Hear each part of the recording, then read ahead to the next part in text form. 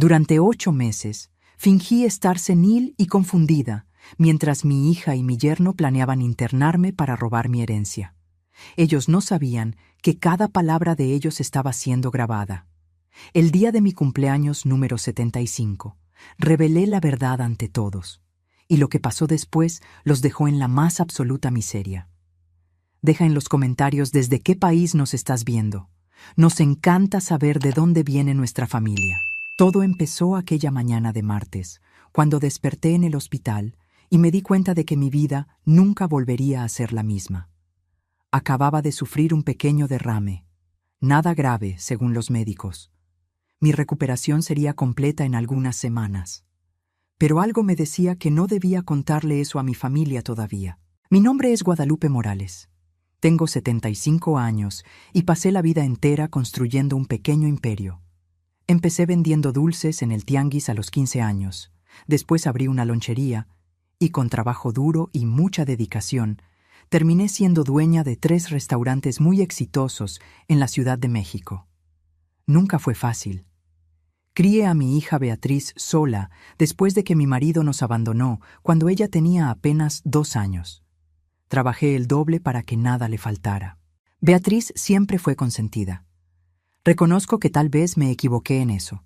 Le di todo lo que nunca tuve: ropa de marca, viajes, universidad privada.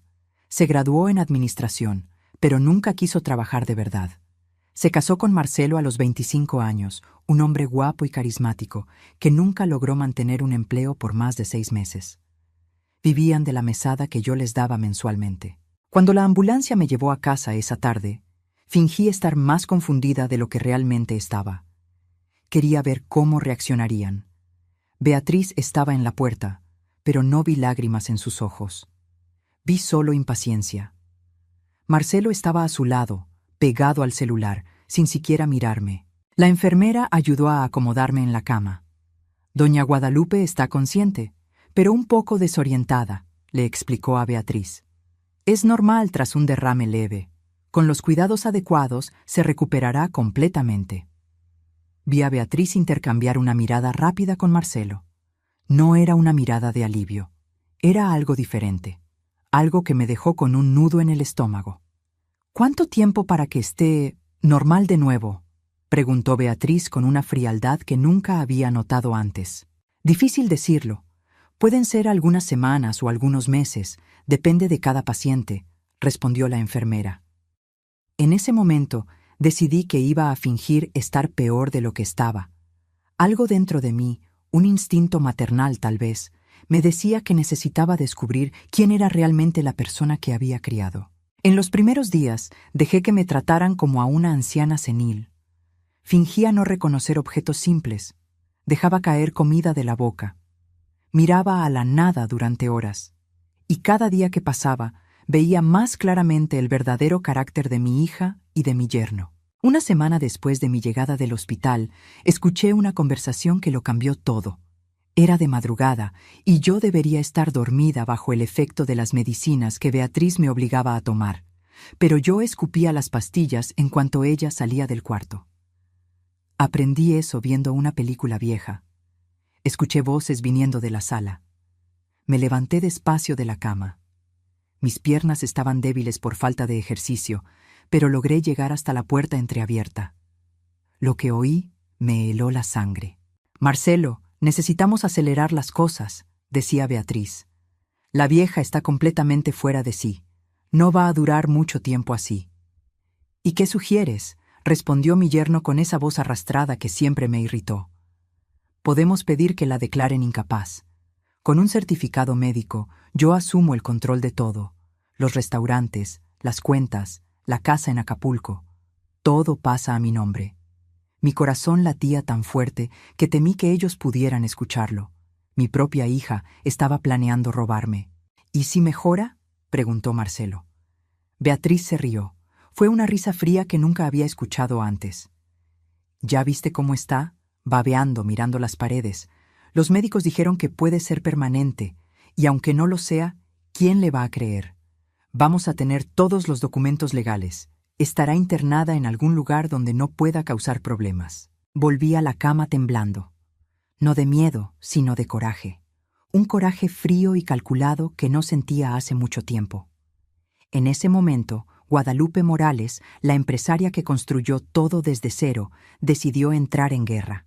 Pero necesitaba ayuda. No podría hacerlo sola. Pensé en todas las personas de mi casa. Beatriz había despedido a casi todos los empleados, diciendo que era para ahorrar. Solo quedaba doña Rosa, mi cocinera de hace 15 años. Rosa siempre fue leal. Ella me conocía desde antes de que Beatriz se casara. Lo había visto todo. Decidí arriesgarme. 2 noches después, cuando Rosa entró a mi cuarto para traerme agua, me levanté de la cama. Ella dejó caer el vaso, que se hizo añicos en el suelo. «Doña Guadalupe, usted está de pie», exclamó ella, llevándose las manos al pecho. Puse el dedo en mis labios, pidiendo silencio.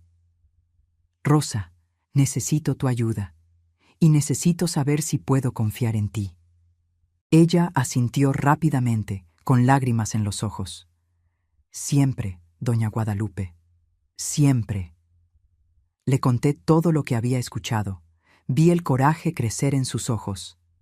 Rosa tenía una hija de la edad de Beatriz y siempre la había tratado como si fuera su segunda hija. «¿Qué quiere que haga?», preguntó ella. «Necesito que compres un celular sencillo y una grabadora pequeña. Aquí está el dinero», dije, entregándole unos billetes que había escondido en el bolsillo de mi bata. «Nadie puede saberlo, y necesito que seas mis ojos y oídos cuando yo no pueda estar presente». Rosa guardó el dinero y asintió. «Cuente conmigo, doña Guadalupe. Esa muchacha no merece todo lo que usted hizo por ella». A partir de ese día, empecé a armar mi plan. Durante el día, yo era la anciana confundida e indefensa. Pero durante la noche, cuando todos dormían, hacía ejercicio en el cuarto, caminaba en silencio, mantenía mi mente ágil leyendo los periódicos que Rosa me traía a escondidas. Los días siguientes fueron una tortura. No por la condición fingida, sino por tener que ver quién era mi hija realmente. Me trataba con un descuido que me partía el corazón. La comida que me servía estaba fría y desabrida. Las medicinas me las daba con brusquedad. Los pañales me los cambiaba con un asco evidente. Una tarde, escuché a Beatriz al teléfono con alguien. Su voz estaba ansiosa. «Doctor Carballo, necesito que venga a examinar a mi mamá. Sí, está muy mal. No reconoce a nadie, no puede alimentarse sola. Necesito un certificado que acredite incapacidad mental». Doctor Carballo, nuestro médico de la familia de hace años, un hombre en quien yo confiaba. ¿Será que él también estaba involucrado en esto? 2 días después, vino a examinarme. Yo estaba en mi silla de ruedas, mirando a la pared con la boca entreabierta. Beatriz y Marcelo estaban en el cuarto, observando.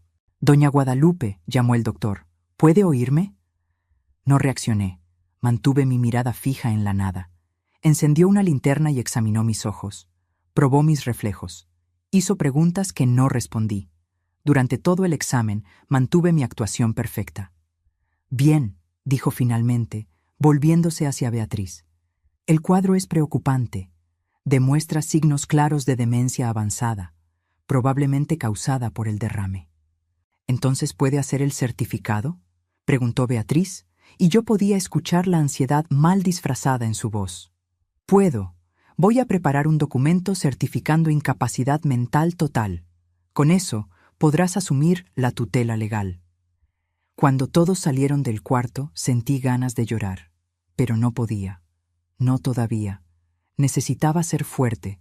Necesitaba continuar mi plan hasta el final. Esa noche, Rosa entró a mi cuarto con el celular y la grabadora que había comprado.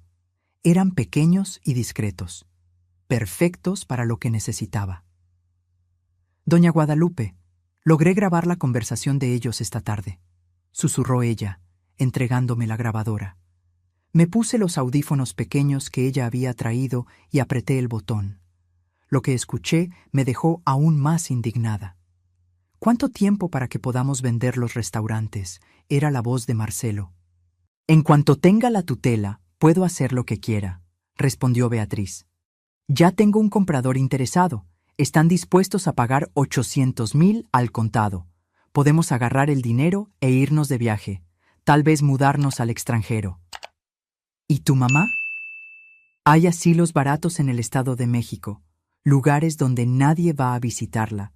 Será solo una vieja olvidada más. Apagué la grabadora. Mis manos temblaban, pero no de debilidad. Era puro coraje. ¿Cómo había criado a una persona tan cruel? ¿En qué me equivoqué? Rosa me tomó la mano. Vamos a hacer que paguen, doña Guadalupe. Vamos a hacer que la verdad salga a la luz. Asentí. Y ahí, en ese cuarto oscuro, empecé a trazar cada detalle de mi plan de venganza.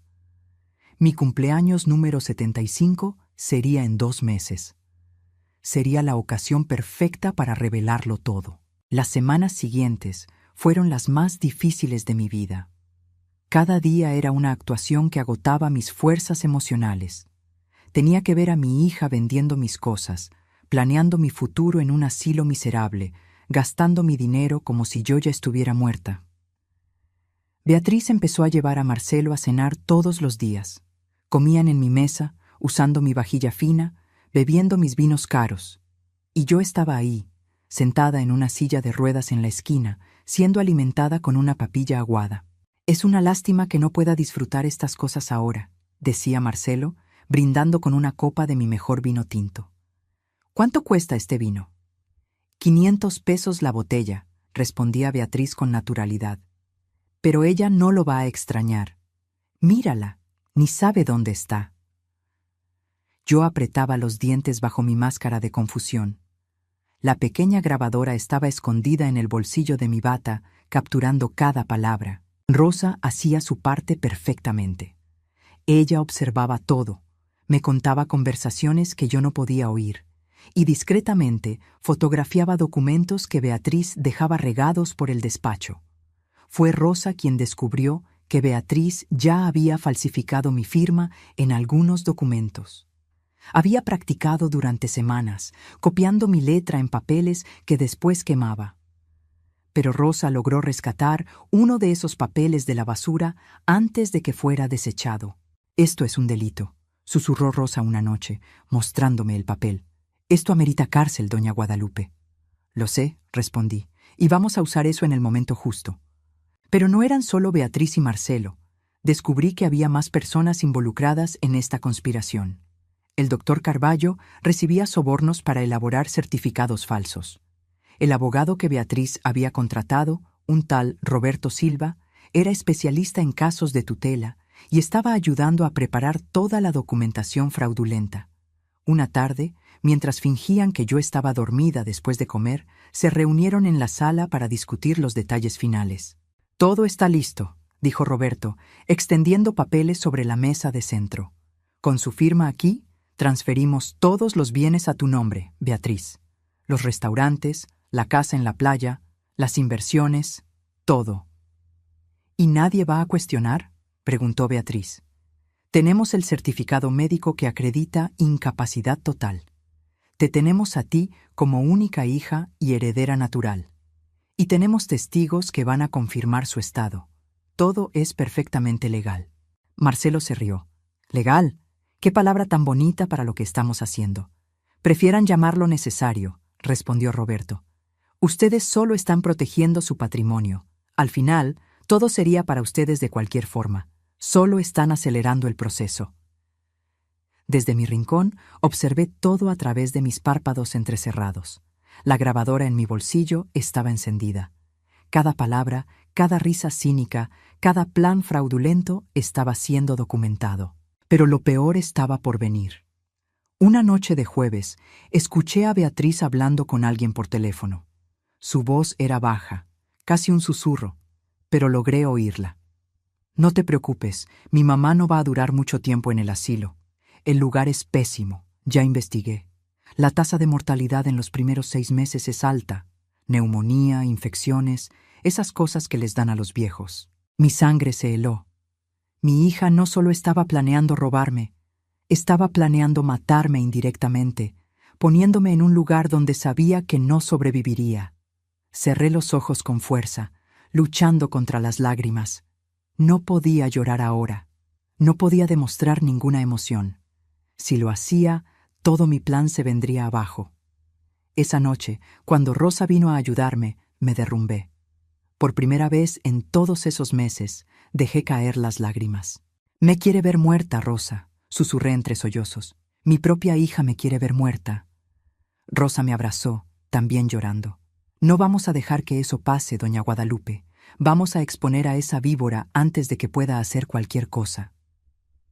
Respiré hondo y me sequé las lágrimas. Rosa tenía razón. No podía rendirme ahora. Tenía que ser fuerte. Empecé a intensificar mi recolección de pruebas. Rosa instaló cámaras escondidas en puntos estratégicos de la casa. Eran cámaras diminutas, del tamaño de un botón, que compró en una tienda de electrónica en el centro histórico. Pusimos una en la sala, otra en el despacho y una tercera en la cocina. Las imágenes que capturamos fueron devastadoras. Vimos a Beatriz practicando mi firma repetidamente. Vimos a Marcelo entrando a mi despacho y fotografiando documentos confidenciales de los restaurantes. Vimos a los dos brindando y riendo mientras planeaban mi internamiento. Pero necesitaba más. Necesitaba un testigo confiable, alguien que pudiera corroborar mi historia cuando llegara el momento de la revelación. Pensé en varias personas. ¿Mis socios de los restaurantes? No. Quería mantenerlos fuera de esto. ¿Mis viejos amigos? La mayoría se había alejado después de mi derrame. Beatriz se había encargado de eso, diciéndoles a todos que yo estaba muy mal para recibir visitas. Entonces me acordé de alguien. Teresa Almeida, mi mejor amiga de hace más de 40 años. Ella vivía en Querétaro, pero hablábamos por teléfono cada semana. O mejor dicho, hablábamos. Beatriz había cambiado mi número y le dijo a Teresa que yo ya no quería contacto con nadie. Le pedí a Rosa que llamara a Teresa desde su celular personal. Fue una conversación rápida, pero reveladora. «Rosa, ¿cómo está Guadalupe?», preguntó Teresa de inmediato. Beatriz dijo que ya no quiere hablar conmigo. Me quedé muy preocupada.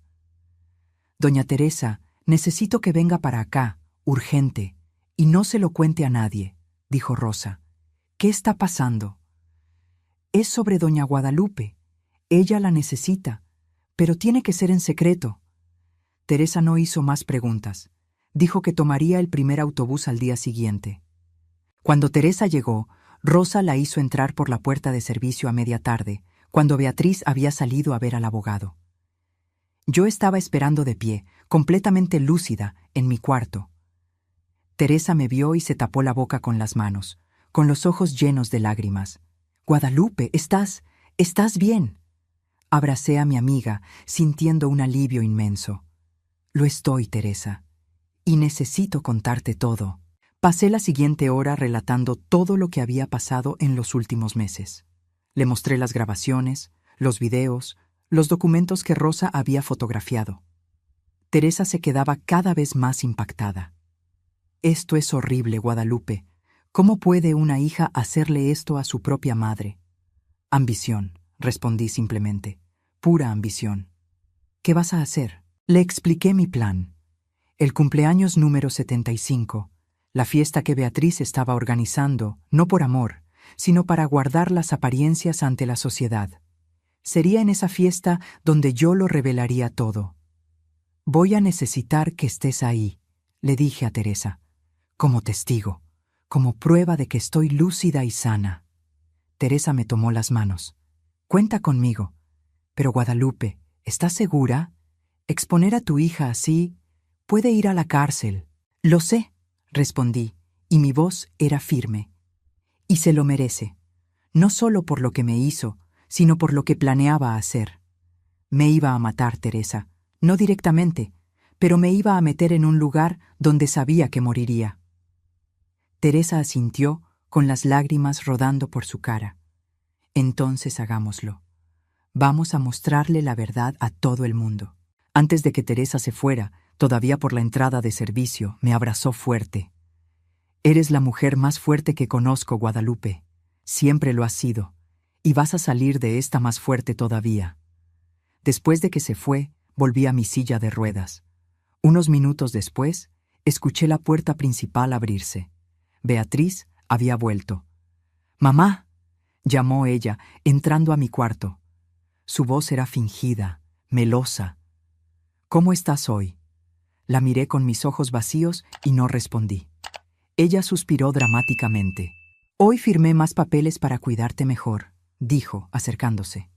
«Pronto estarás en un lugar donde tendrás todos los cuidados necesarios. Vas a ver qué bien vas a estar». Me acarició el cabello con falsa ternura. Tuve que controlar cada músculo de mi cuerpo para no quitarla con asco. «Tu cumpleaños es en 2 semanas», continuó ella. «Voy a hacer una fiesta linda. Todos tus amigos van a estar ahí. Será una celebración maravillosa de tu vida». Lo que ella no sabía era que esa fiesta sí sería una celebración, pero no de la manera que ella imaginaba. Sería la celebración de la justicia. Las 2 semanas siguientes pasaron con una tensión creciente. Beatriz estaba cada vez más ansiosa porque todo sucediera pronto. La vi checando documentos, haciendo llamadas secretas, reuniéndose con Roberto y el doctor Carballo. Marcelo, por otro lado, estaba preocupado. Varias veces lo escuché cuestionar si realmente debían seguir adelante con el plan. «¿Y si alguien se entera?», preguntó una noche. «¿Y si Guadalupe no está tan mal como dijo el médico?». «Ya la viste», retrucó Beatriz. «Está completamente ida, no sabe ni su propio nombre. Deja de ser cobarde, Marcelo. En un mes seremos ricos y libres». Pero Marcelo no parecía convencido, y eso me dio una idea. Tal vez podría usar su inseguridad a mi favor. Una tarde, cuando Beatriz había salido y Marcelo estaba solo en la sala, empecé a despertar lentamente. Moví la cabeza, parpadeé varias veces y lo miré directamente a él. «¿Marcelo?», murmuré con voz débil y confundida. Él casi se cae del sillón. «Guadalupe, ¿tú me estás reconociendo? ¿Dónde estoy? ¿Qué pasó?». Continué haciendo mi mejor actuación de persona confundida que acaba de despertar de un estado vegetativo. Su cara se puso blanca. Se levantó rápidamente y empezó a caminar de un lado a otro, nervioso. «Estás en tu casa, te enfermaste, tuviste un derrame». «¿Derrame?», repetí pareciendo asustada. «No me acuerdo de nada. ¿Por cuánto tiempo? Beatriz, ¿dónde está Beatriz?». Ella salió. Va a volver pronto». Vi el pánico creciendo en sus ojos. Si yo realmente estaba mejorando, todo su plan se desmoronaría. Y él lo sabía. «Tengo sed», murmuré. «Por favor, ¿agua?». Corrió a la cocina y volvió con un vaso de agua. Sus manos temblaban tanto que tiró un poco en el camino. Tomé pequeños tragos, observándolo de reojo. Entonces, lentamente dejé que mis párpados cayeran de nuevo. Mi cabeza se ladeó y volví a mi estado vegetativo. Marcelo se quedó ahí parado, mirándome por largos minutos. Luego agarró el celular y llamó a Beatriz. Despertó, susurró urgentemente. Me reconoció. Dijo mi nombre. Escuché la voz aguda de Beatriz respondiendo algo del otro lado de la línea, pero no pude distinguir las palabras. «Ya sé que dijimos eso. ¿Pero y si realmente está mejorando? ¿Y si el médico se equivocó?», continuó Marcelo, cada vez más nervioso. Más charla amortiguada del otro lado. Ok, sí, le voy a subir a la dosis de las medicinas. Pero Beatriz, no sé si pueda... Esto se está poniendo muy pesado». Cuando colgó, podía sentir la tensión emanando de él. Sembrar esa semilla de duda había funcionado perfectamente. Ahora Marcelo estaba aún más inseguro, y la gente insegura comete errores. Esa noche, como prometió, intentó darme una dosis más fuerte de sedantes, pero yo ya estaba lista. Cuando se volteó para agarrar agua, escupí rápido las pastillas en mi mano y las escondí entre el colchón y la base de la cama. «Listo», dijo él, más para sí mismo que para mí. «Ahora vas a dormir bien profundo, sin más sorpresas». Pero las sorpresas apenas comenzaban, para él. Los preparativos para la fiesta siguieron. Beatriz contrató a una empresa de eventos, encargó un pastel enorme, mandó invitaciones a decenas de personas. Quería que todos vieran qué hija tan dedicada era, cuidando a su madre enferma. Una semana antes de la fiesta, llevó a unas amigas de ella a la casa. Quería presumirles cómo había decorado todo, cómo estaba organizando cada detalle. «Miren qué bonito», decía ella, mostrando las flores que había elegido. «También voy a hacer un video de homenaje, con fotos viejas de mi mamá. Va a ser muy emotivo». Las amigas hacían comentarios halagadores, diciendo que Beatriz era una hija maravillosa. Si supieran la verdad. Pasaron junto a mí sin verme realmente. Era como si yo fuera parte de los muebles. Una cosa vieja y rota en la esquina de la sala. «Pobre de tu mamá», dijo una de ellas. «Debe ser tan difícil verla así». «Sí», respondió Beatriz con una voz falsa de tristeza. «Pero estoy haciendo todo lo que puedo. Pronto estará en un lugar donde tendrá cuidados profesionales las 24 horas». «Eres una santa», dijo otra amiga. «Santa. Qué chiste». 3 días antes de la fiesta, recibí una visita inesperada. Era el gerente de mi banco, el señor Eduardo. Beatriz no estaba en casa, se había ido a comprar cosas para la fiesta. Rosa lo recibió en la puerta, nerviosa. «Doña Guadalupe no puede recibir visitas, señor Eduardo. Está muy mal». «Lo entiendo, Rosa», dijo él gentilmente, «pero necesito hablar con ella sobre unas transacciones en sus cuentas. Son montos muy altos los que se están moviendo. Es protocolo estándar verificar». Rosa me miró, y yo hice un pequeño movimiento con la cabeza. Era arriesgado, pero también podría ser útil. «Pase, por favor», dijo Rosa. El señor Eduardo entró a la sala y se acercó a mí. Lo conocía de hace 15 años. Era un hombre íntegro y cuidadoso. «Doña Guadalupe», dijo suavemente. «Perdone que la moleste, pero necesito confirmar unas cosas». Mostró unos papeles. Eran solicitudes de transferencia de grandes cantidades de dinero. Las firmas eran mías, pero yo no había autorizado nada. Estas transferencias las solicitó su hija, usando un poder. Pero los montos son tan significativos que nuestro departamento de cumplimiento me pidió verificar personalmente. Miré los papeles y luego a él. Era el momento de decidir. Podía revelarlo todo ahora o esperar 3 días más hasta la fiesta. Si lo revelaba ahora, Beatriz lo sabría y podría huir. Si esperaba, tendría todas las pruebas y a todos los testigos reunidos en el mismo lugar. Tomé mi decisión. Mantuve mi mirada vaga y no reaccioné a los papeles. El señor Eduardo suspiró. «Entiendo. Bueno, voy a bloquear estas transacciones hasta tener una autorización más clara. Es mucho dinero para liberarlo sin tener la certeza absoluta». Eso era perfecto. Beatriz no lograría mover mi dinero, lo que la dejaría aún más desesperada. Y la gente desesperada comete errores aún más grandes. Cuando se estaba yendo, Rosa lo acompañó hasta la puerta. Escuché que ella le susurraba algo y él regresó, sorprendido. Rosa había decidido decirle la verdad. No todo, pero lo suficiente para mantenerlo alerta. «Doña Guadalupe está lúcida», susurró ella. «Todo esto es una farsa. Se está protegiendo de su propia hija». El señor Eduardo regresó a la sala y me miró a los ojos. Esta vez, yo le devolví la mirada. Realmente lo miré, con toda la lucidez e inteligencia que había mantenido ocultas. Él entendió de inmediato. «Dios mío», susurró, «¿qué está pasando aquí?» «En mi fiesta de cumpleaños, en 3 días, todo será revelado», dije con mi voz normal y firme. «Necesito que usted esté ahí, como testigo». «Ahí estaré», prometió él. «Y le garantizo que todas sus cuentas se quedarán bloqueadas hasta entonces. Nadie le va a quitar ni un peso». Después de que se fue, sentí un alivio inmenso. Una pieza importante más en mi tablero. Otro testigo confiable. Pero todavía faltaban 3 días.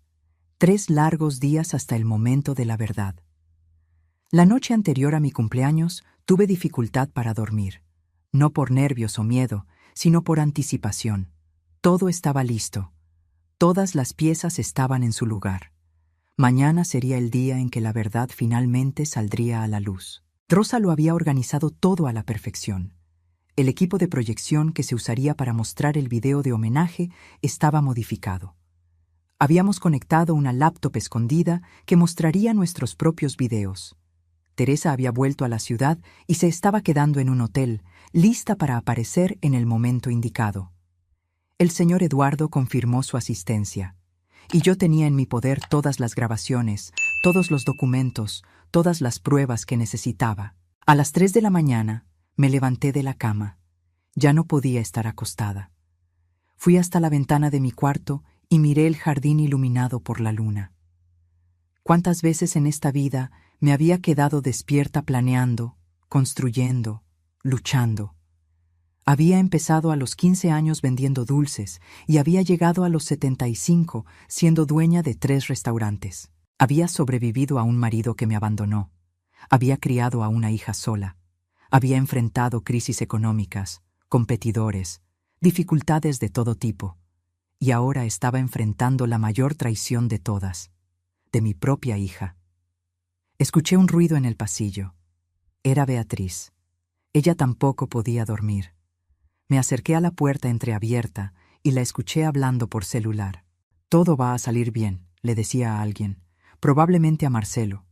«Mañana en la noche ella estará firmando los documentos finales. El lunes ya estará en el asilo, y en un mes, máximo 2, todo será nuestro, sin complicaciones». Hubo una pausa mientras escuchaba la respuesta. «No, no va a mejorar. El médico le subió a los sedantes. Apenas puede mantener los ojos abiertos ahora. Deja de preocuparte. Mañana vas a ver. Ante todos esos invitados, ella va a estar ahí, babeando y confundida. Nadie va a cuestionar la tutela. Va a ser perfecto».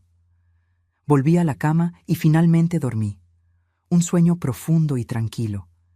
Estaba en paz con lo que iba a hacer. La mañana de mi cumpleaños, Beatriz entró a mi cuarto más temprano de lo normal. Parecía ansiosa, pero también emocionada. «Buenos días, mamá», dijo con esa voz falsa y dulce.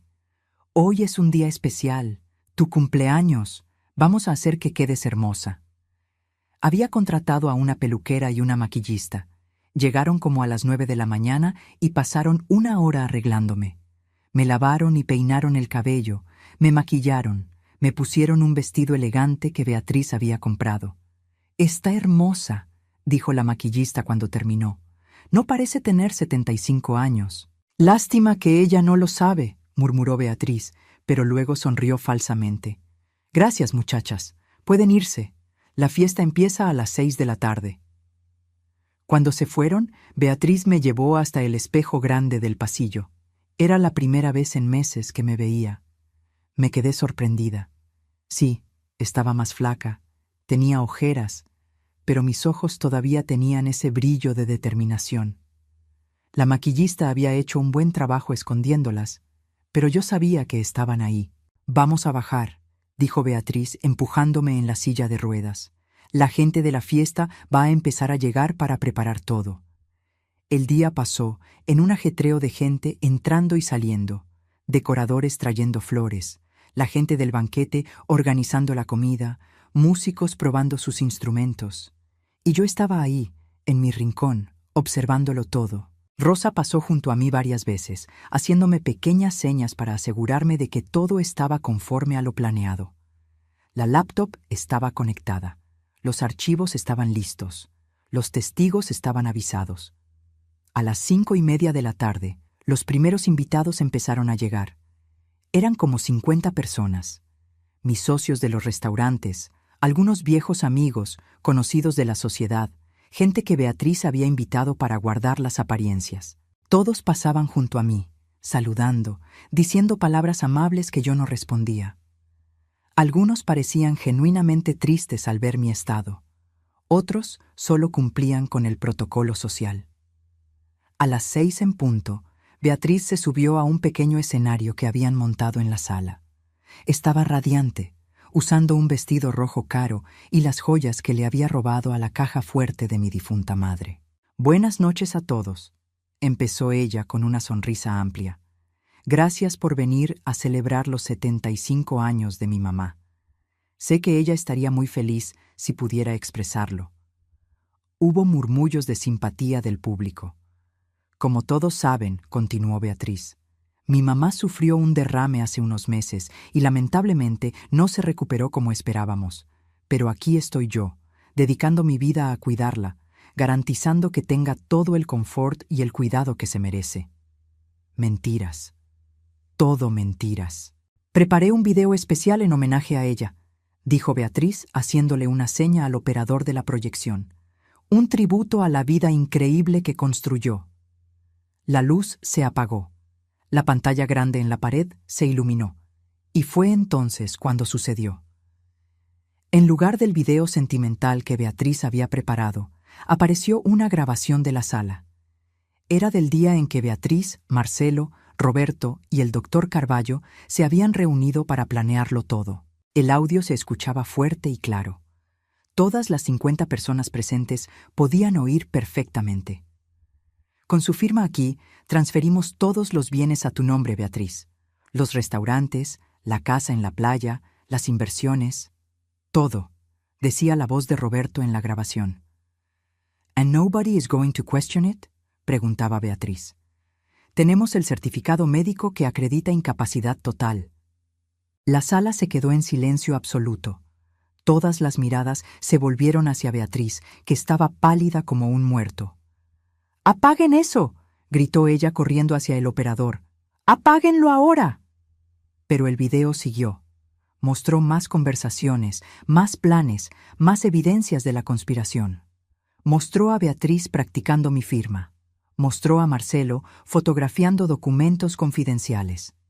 Mostró al doctor Carballo aceptando hacer certificados falsos por dinero. Y entonces, cuando el video terminó, las luces se encendieron de nuevo.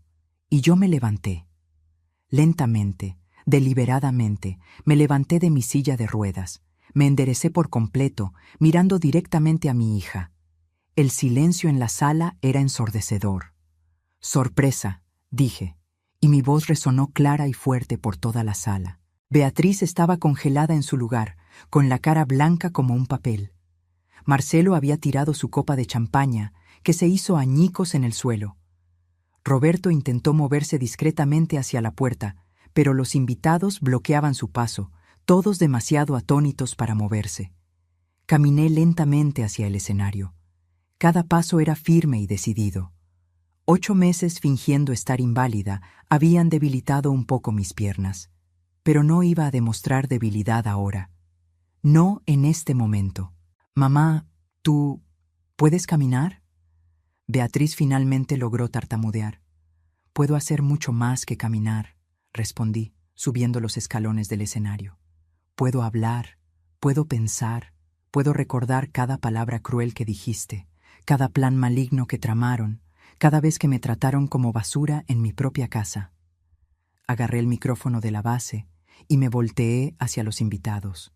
Todos me miraban como si hubieran visto a un fantasma.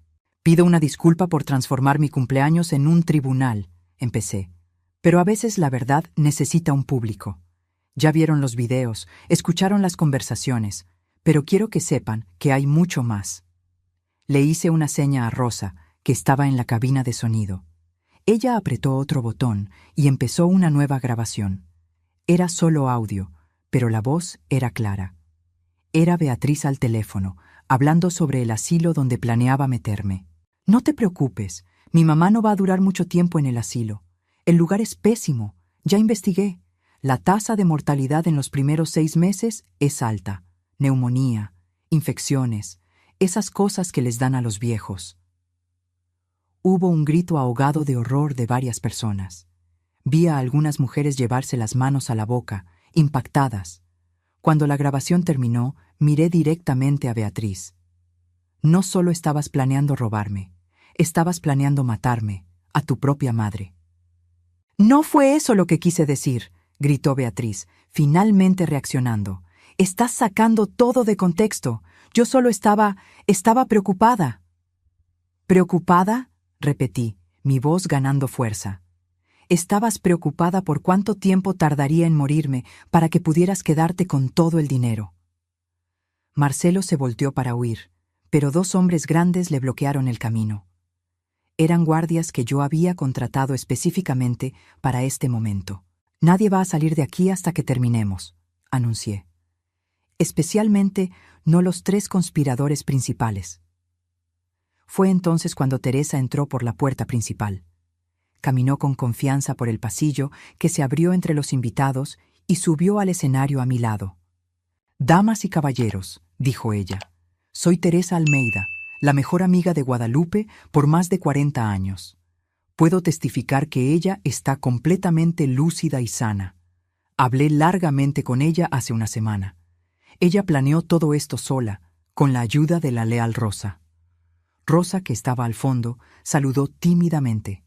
Algunos invitados empezaron a aplaudir, reconociendo su valor al ayudar. «Y yo también puedo testificar», dijo otra voz.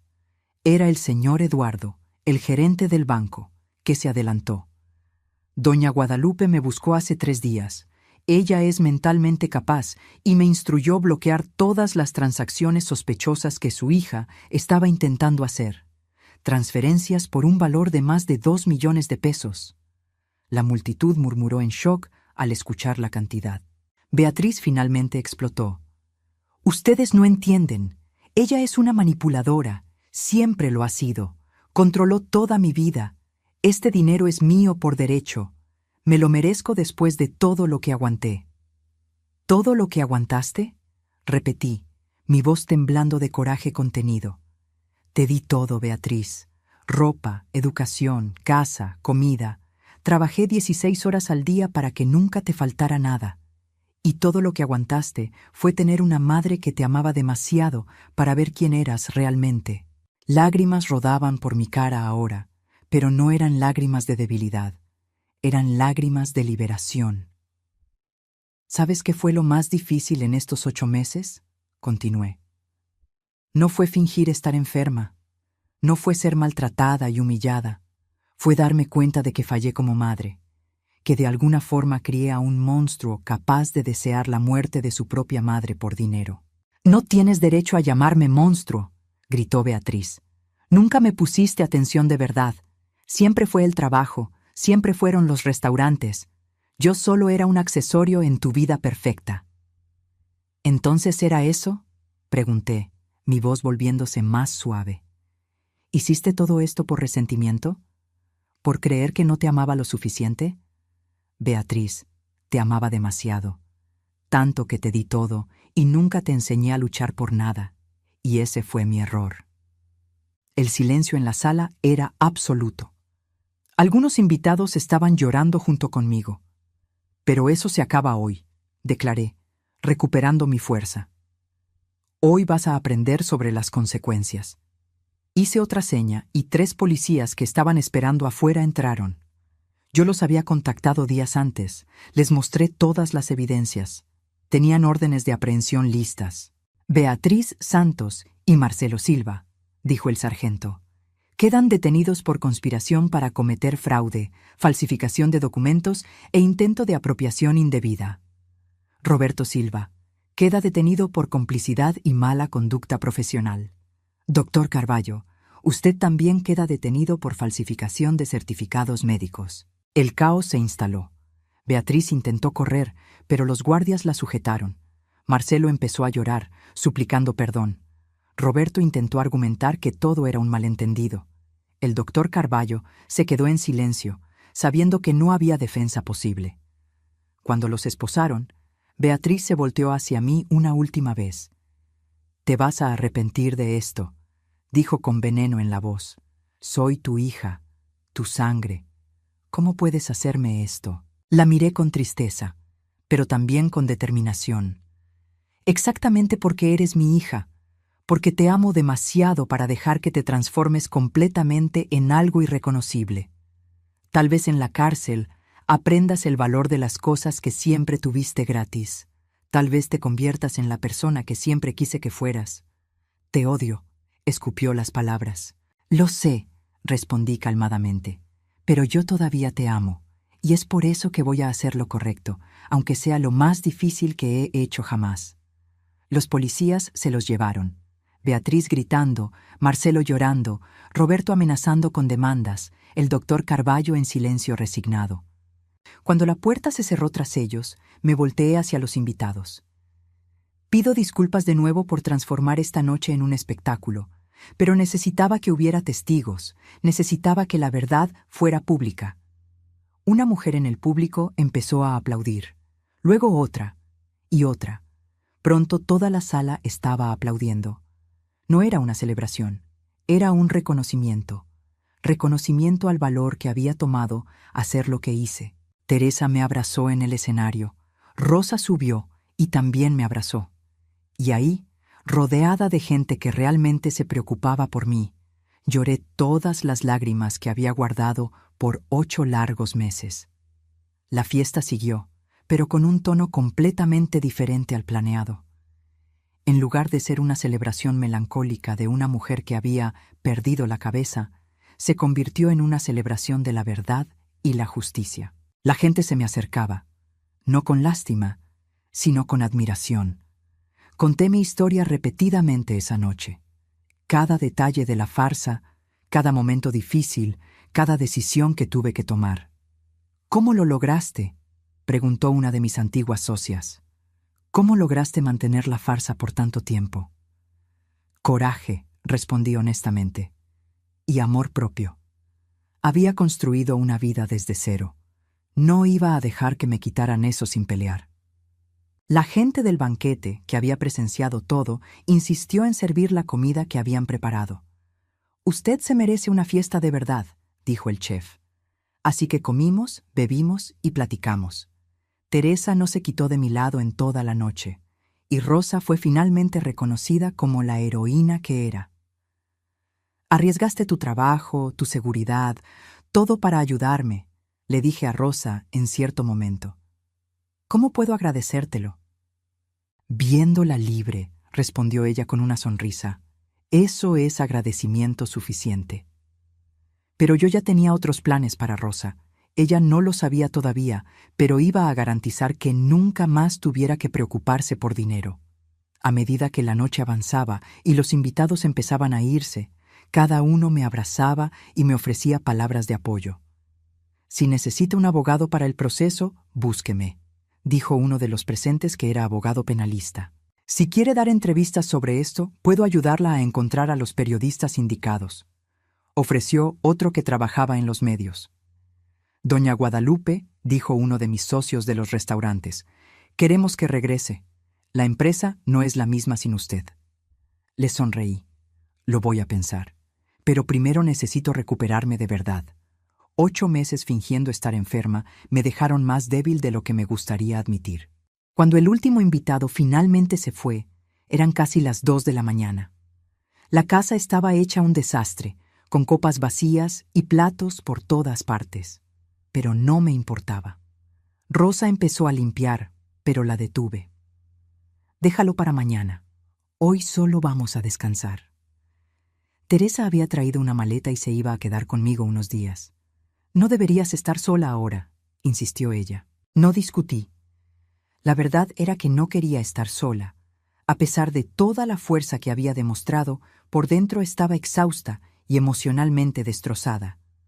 Nos sentamos las 3 en la cocina, Teresa, Rosa y yo, tomando té. Estábamos todas agotadas, pero también aliviadas. «¿Qué va a pasar ahora?», preguntó Rosa. «Proceso penal», respondí.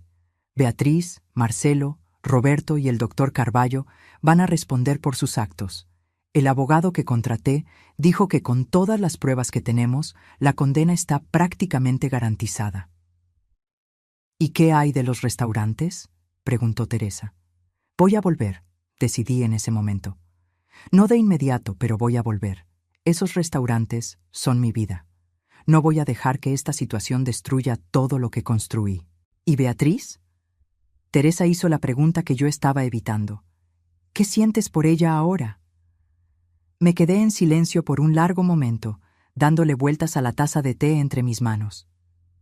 «Dolor», finalmente respondí. «Mucho dolor. Es mi hija, la cargué, la crié, la amé, y descubrir que fue capaz de... esto es como una puñalada en el corazón». Las lágrimas empezaron a rodar de nuevo. Pero también siento coraje y decepción y una tristeza profunda porque sé que nuestra relación nunca volverá a ser la misma. Tal vez nunca vuelva a existir. Hiciste lo correcto, dijo Teresa tomándome la mano. Ella cruzó una línea que no se puede desandar, y tú la hiciste responsable. Eso no te hace una mala madre, te hace una madre fuerte. Asentí, pero el dolor seguía ahí. Sospechaba que siempre estaría ahí, pero el sueño no vino fácil. Seguí pensando en Beatriz, en la niña que había sido. Tan dulce cuando era chiquita, siempre riendo, siempre abrazándome. ¿Cuándo cambió eso? ¿En qué momento se transformó en alguien capaz de tanta maldad? ¿O siempre fue así, y yo simplemente no quise verlo? Esas preguntas me atormentarían por mucho tiempo, lo sabía, pero al menos ahora tenía la verdad. Y la verdad, por más dolorosa que fuera, era mejor que la mentira. Los días siguientes fueron un torbellino de actividad legal. El proceso contra Beatriz, Marcelo, Roberto y el doctor Carballo estaba en marcha. Mi abogado, el licenciado Fernando, un hombre serio y competente que conocía de hace años, se estaba encargando de todo. Tenemos un caso sólido, me aseguró durante una reunión en su despacho. Las evidencias son contundentes. Las grabaciones, los videos, los testigos, es imposible negar lo que hicieron. ¿Cuánto tiempo va a tardar?, pregunté. Unos meses hasta el juicio, pero ya fueron vinculados a proceso. Beatriz y Marcelo están bajo fianza. A Roberto le suspendieron la cédula de abogado. Y el doctor Carballo está enfrentando una investigación del Consejo Médico. Asentí. ¿Y el patrimonio? ¿Los restaurantes? Todo está protegido. Logramos revertir todos los intentos de transferencia que hicieron. Sus bienes están seguros. Pero los bienes no eran mi mayor preocupación. Era mi hija. Licenciado Fernando, pregunté titubeante. ¿Ella ha pedido hablar conmigo? Él miró sus papeles, incómodo. No, doña Guadalupe. De hecho, ella sostiene que es la víctima aquí. Dice que usted la manipuló, que todo es un malentendido.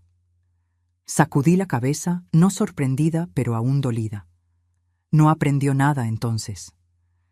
Hay gente que nunca aprende, dijo él gentilmente. Pero eso no es culpa suya. Salí de su despacho con el corazón pesado. Teresa me había acompañado y notó mi expresión. ¿Todavía la amas?, no fue una pregunta. Siempre la voy a amar, admití. Es mi hija, pero amar no significa aceptar comportamientos destructivos. Amar a veces significa poner límites difíciles. Teresa me abrazó ahí mismo en la calle. Eres más fuerte de lo que imaginas, Guadalupe. Mientras el proceso legal seguía, empecé a reconstruir mi vida. Físicamente, necesitaba recuperarme de los 8 meses de inactividad fingida. Contraté a un fisioterapeuta que venía 3 veces por semana. Era doloroso, pero necesario. Mentalmente, estaba yendo a terapia. El doctor Álvaro, un psicólogo especialista en traumas familiares, me estaba ayudando a procesar todo. Pasaste por un trauma complejo, explicó él. Fuiste traicionada por las personas en las que más deberías confiar. Eso deja cicatrices profundas. ¿Cómo lidio con eso?, pregunté. Primero, reconociendo que no fue tu culpa. Fuiste una víctima. Segundo, permitiéndote sentir todas las emociones. Coraje, tristeza, traición. Y tercero, reconstruyendo tu vida de forma que te traiga alegría de nuevo. La parte de la reconstrucción estaba empezando en los restaurantes. Volví a trabajar, inicialmente solo unas horas al día. Mis empleados me recibieron con júbilo. «Doña Guadalupe, qué bueno tenerla de vuelta», decían. Descubrí que durante mi enfermedad, los gerentes que yo había capacitado mantuvieron todo funcionando a la perfección. Eso me llenó de orgullo. Había construido no solo negocios, sino un legado de gente competente. Pero también hice cambios importantes. Les di aumentos a los empleados más leales, implementé nuevas prestaciones y creé un programa de participación de utilidades.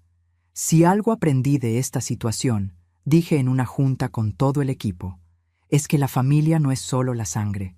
La familia es la gente que se queda a tu lado en los momentos difíciles, y ustedes son mi verdadera familia. Hubo aplausos y vi lágrimas en muchas caras. En cuanto a Rosa, cumplí mi promesa.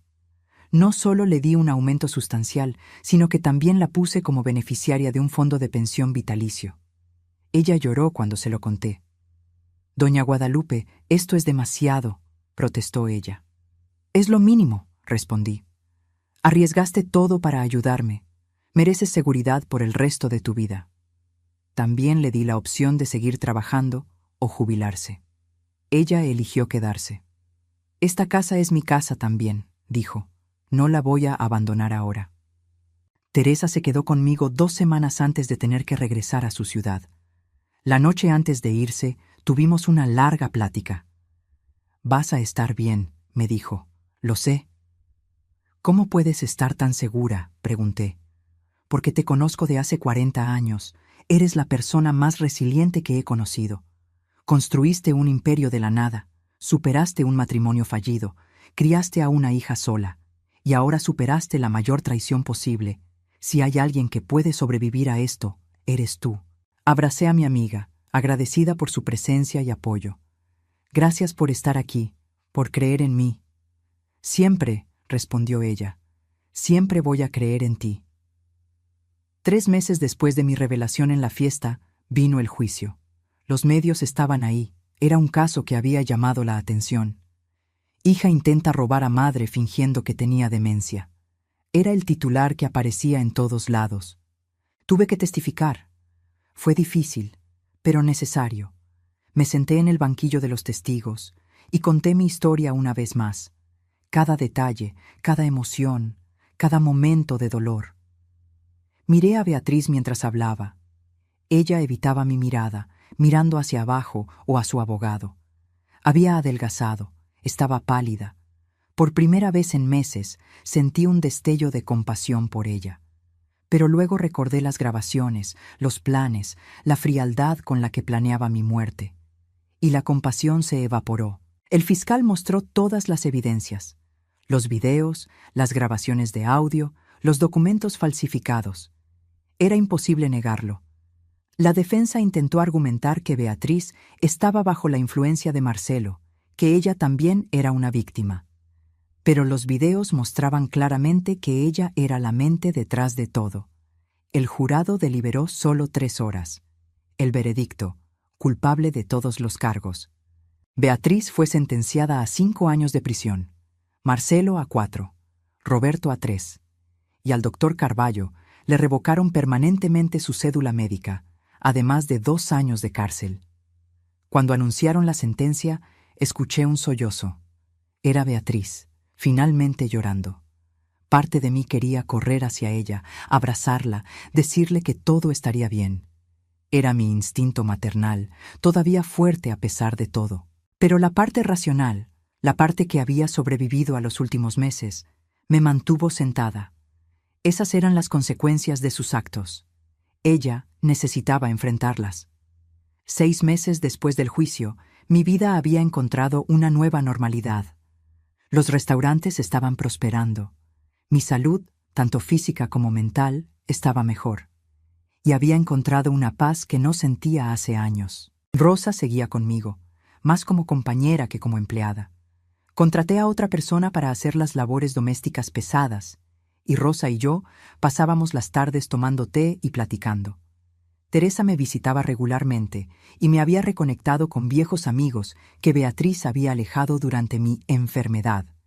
Un día recibí una carta desde la cárcel. Era de Beatriz. Mi primera reacción fue tirarla sin leerla, pero algo me detuvo. Con las manos temblando, abrí el sobre. «Mamá», empezaba la carta, «sé que no tengo derecho a pedir tu perdón. Sé que lo que hice es imperdonable, pero necesito intentar explicar, no para justificarme, sino para que entiendas». La carta seguía por varias páginas. Beatriz hablaba de sus resentimientos de la infancia, de sentirse descuidada porque yo trabajaba tanto, de la presión de vivir bajo la sombra de mi éxito. Hablaba de cómo conoció a Marcelo y cómo él influyó en ella, aunque admitía que las decisiones finales fueron de ella. «La cárcel me ha dado tiempo para reflexionar», escribía ella, «para realmente mirar en quién me convertí y quedarme horrorizada. Tú me diste todo, y yo lo tiré todo a la basura. Más que eso, intenté destruirte. A mi propia madre. No espero perdón, no espero que quieras verme o hablar conmigo otra vez, pero necesitaba que supieras que me estoy arrepintiendo, verdaderamente arrepintiendo. Y si pudiera regresar el tiempo, dejé de leer, con lágrimas rodando por mi cara. Parte de mí quería creerle, quería verlo como una señal de cambio genuino, pero otra parte era escéptica, recordando todas las veces que me había mentido antes. Le mostré la carta al doctor Álvaro en nuestra siguiente sesión. «¿Qué piensas?», preguntó él. «¿Es genuina?». «No lo sé», admití. «Quiero creer que sí, pero tengo miedo de que me engañen otra vez». «¿Qué quieres hacer?», preguntó él. Lo pensé por un largo momento. Quiero responder, pero poniendo límites claros. Ella necesita saber que el perdón, si es que sucede, va a ser un proceso largo, y que reconstruir la confianza va a tomar años, si es que es posible. Así que escribí mi respuesta. Fue honesta y directa. «Beatriz, recibí tu carta. Parte de mí quiere creer en tu arrepentimiento, pero la confianza que destruiste no se reconstruye con palabras, se reconstruye con actos a lo largo del tiempo. Cuando salgas de la cárcel, si todavía quieres una relación conmigo, tendremos que empezar de cero, como dos extrañas aprendiendo a conocerse. Porque la hija que crié y la mujer en la que te convertiste son dos personas diferentes, y necesito saber cuál de ellas eres realmente». Mandé la carta y esperé. No sabía si recibiría respuesta, y honestamente no sabía si la quería. Pero algo cambió en mí después de escribir esa carta. Sentí una ligereza que no sentía antes, como si hubiera cerrado un capítulo doloroso y estuviera lista para el siguiente. Empecé a hacer cosas que nunca había hecho. Viajé a lugares que siempre quise conocer. Aprendí a pintar, algo que siempre me interesó pero nunca tuve tiempo. Hice nuevos amigos en una clase de yoga. «Estás radiante», comentó Teresa durante una de sus visitas. «Tienes algo diferente». «Estoy viviendo», respondí simplemente.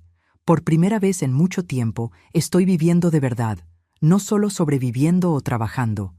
También empecé un proyecto nuevo, una fundación para ayudar a adultos mayores víctimas de abuso familiar. Usé mi historia para concientizar sobre este problema que es más común de lo que la gente se imagina. «Muchos ancianos sufren en silencio», decía yo en las entrevistas. «Tienen miedo de denunciar a sus propios hijos, sienten vergüenza, pero el maltrato al adulto mayor es un delito y necesitamos hablar de eso». La fundación creció rápido. Ofrecíamos asistencia legal, apoyo psicológico y albergues temporales para ancianos en situación de riesgo. Ver que mi experiencia dolorosa podía ayudar a otros fue profundamente gratificante. Rosa se convirtió en la directora administrativa de la fundación. ¿Quién mejor para dirigir esto que alguien que lo presenció todo?, dije cuando le ofrecí el puesto. Un año después de la revelación en mi fiesta, hice otra celebración. Esta vez fue genuina. Rodeada de gente que realmente me amaba, celebré no mi cumpleaños, sino mi liberación. «Un brindis», dijo Teresa, levantando su copa. «Por Guadalupe, la mujer más fuerte que conocemos, que superó la mayor traición y salió más fuerte del otro lado». Todos brindaron y sentí una gratitud profunda, no por lo que pasé, sino por lo que aprendí, sobre la fuerza, sobre la resiliencia, sobre la importancia de elegir la verdad, aunque duela. 2 semanas después de esa celebración, recibí otra carta de Beatriz. Esta vez era más corta. «Mamá, gracias por responder. Tienes razón. Las palabras no son suficientes. Estoy yendo a terapia aquí en el penal, participando en grupos de apoyo, tratando de entender cómo me volví esta persona. Cuando salga, quiero ser alguien de quien puedas estar orgullosa, o al menos alguien que no te avergüence. ¿Puedo escribirte otra vez?». Esta vez respondí más rápido. «Puedes escribir, pero entiende que leer tus cartas no significa que te haya perdonado. Significa solo que estoy dispuesta a mantener una línea de comunicación abierta. El resto depende de ti». Y así empezó una correspondencia cautelosa entre nosotras. No era una reconciliación, tal vez nunca lo sea, pero era un comienzo. A medida que las estaciones cambiaban y la vida seguía, me di cuenta de algo importante.